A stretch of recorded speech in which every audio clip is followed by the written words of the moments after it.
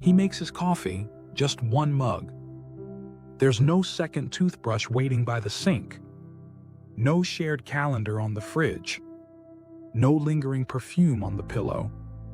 Some say he's lonely. But what if he's finally free? He doesn't post heartbreak quotes online. He doesn't overshare his wins, looking for applause. He doesn't need the spotlight to feel seen. Because after enough disappointment, he stopped chasing pain and started learning peace. If you've ever wondered what kind of man chooses to live alone and why so many men find more clarity after love ends, stay right here. Because the truth isn't what you think, and it might just change how you see yourself. There was a time when this man measured his worth by who stayed, by who texted back first, by how many people wanted him, by whether he had someone to bring to the next family dinner. But that man, the one who needed, is gone. What remains now is someone far more powerful. He isn't lonely, he's selective. He isn't detached, he's deliberate. Because over the years, he's realized something crucial. Need is noisy. Choice is quiet. When you need love, you compromise. When you choose love, you clarify. He no longer dates to fill a void.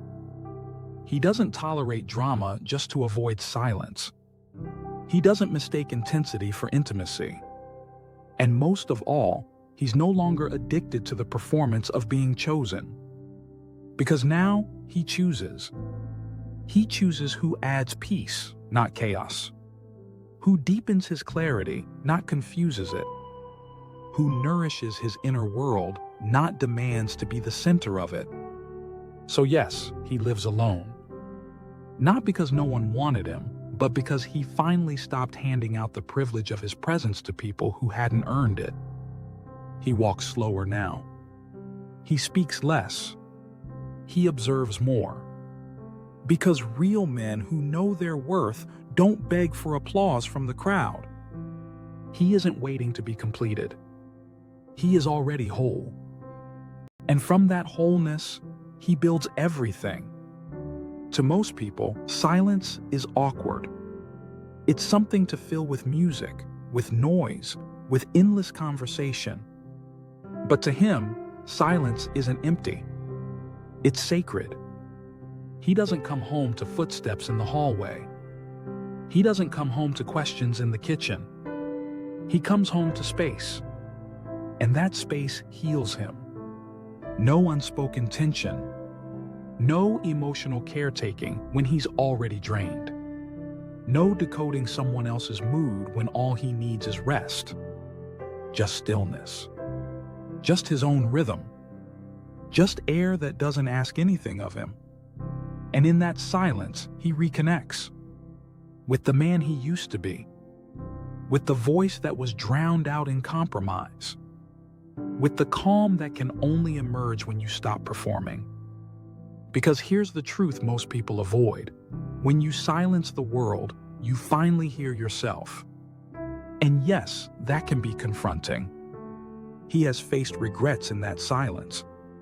He has felt the sting of old mistakes. He has even cried for no reason, except that something inside finally had room to breathe. But he didn't run. He stayed. Because he knows now the difference between emptiness and peace is whether you fear your own company. And he doesn't. He has made peace with the mirror. He no longer fills his silence with noise. He lets it fill him with clarity. And in that quiet, he is not less of a man, he is more of himself. When you live alone, your emotions have no audience. No one's watching to comfort you. No one's watching to criticize you. And that's exactly when you meet the real you. He has no one to storm out on. No one to guilt trip. No one to manipulate with silence. Just himself. And when there's no one else to blame, you either fall apart or you grow up. This man chose the second. He has felt the chaos of unresolved anger. He has seen what happens when men let pain turn into destruction, punching walls, sending messages they regret, sabotaging the very peace they crave. So he made a vow to be responsible for his storms, to stop handing others the remote to his emotional state. He no longer confuses passion with volatility. He knows exploding isn't strength, it's weakness disguised as fire. So instead, he pauses. He breathes. He lets the wave rise, and then he lets it pass. Not because he is numb, but because he is trained. This emotional self-control isn't robotic. It's masculine restraint rooted in respect for his own nervous system.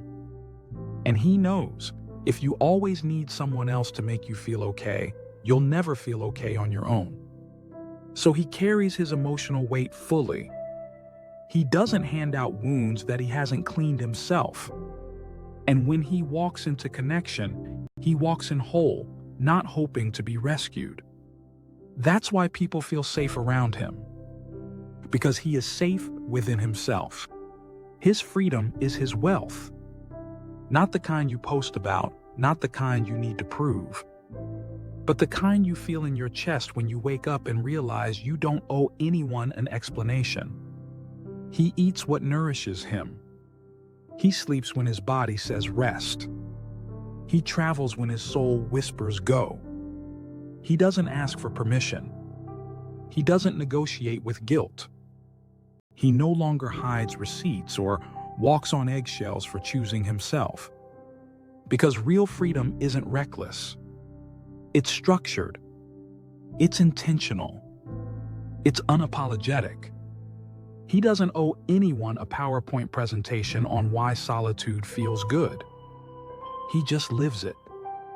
And that is wealth beyond dollars. But perhaps the greatest gift solitude gives is purpose.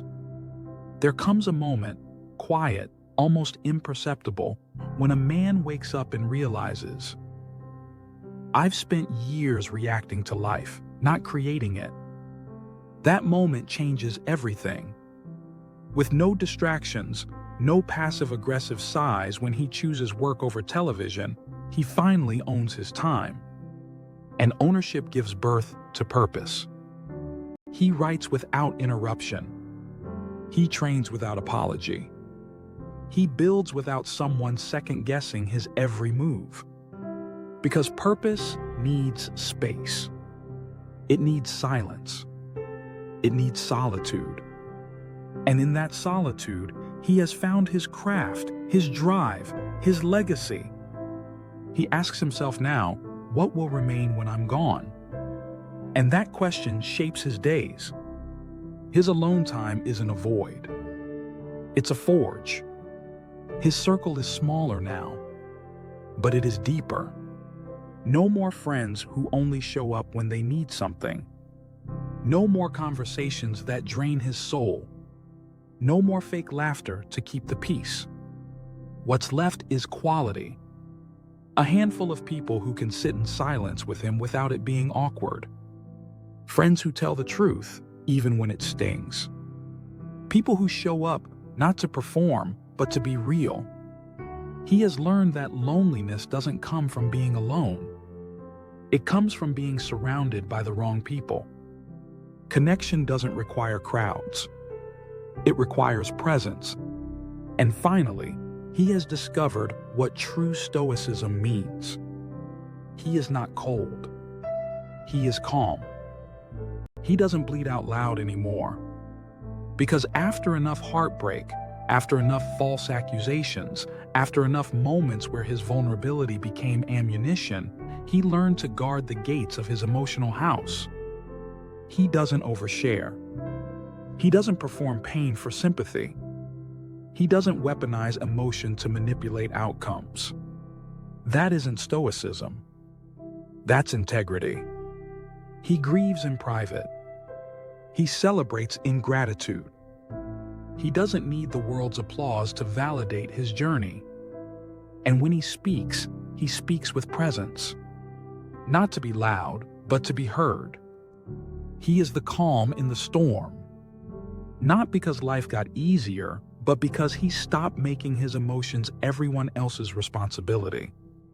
So now you know the truth about men who live alone. They're not broken. They're not bitter. They're not forgotten. They've simply chosen something different. Clarity over confusion. Peace over performance. Depth over distraction. They aren't waiting to be rescued. They've already rescued themselves. And maybe, one day, they will share this life with someone. But if they do, it won't be out of loneliness. It will be out of overflow. Because they've built a life worth inviting someone into. Not because it's empty, but because it is already full. So if you are that man, or you are becoming him, know this. You are not strange. You are not missing anything. You are ahead of your time. You've stopped chasing noise. And you've started listening to the quiet truth that most people spend a lifetime avoiding. And in that quiet, you found something rare. You found yourself. That's not just a life. That's freedom.